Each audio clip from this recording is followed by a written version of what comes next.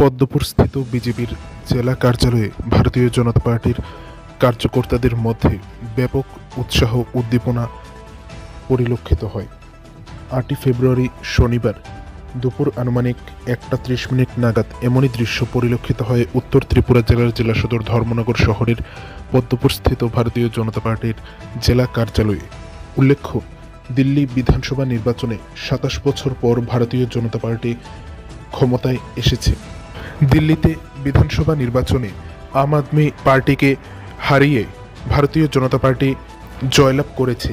ভারতীয় জনতা পার্টির এই জয়কে কেন্দ্র করে পদ্মপুরস্থিত বিজেপির জেলা কার্যালয়ে ভারতীয় জনতা পার্টির কার্যকর্তাদের মধ্যে ব্যাপক আনন্দ, উৎসাহ, উদ্দীপনা পরিলক্ষিত হয়।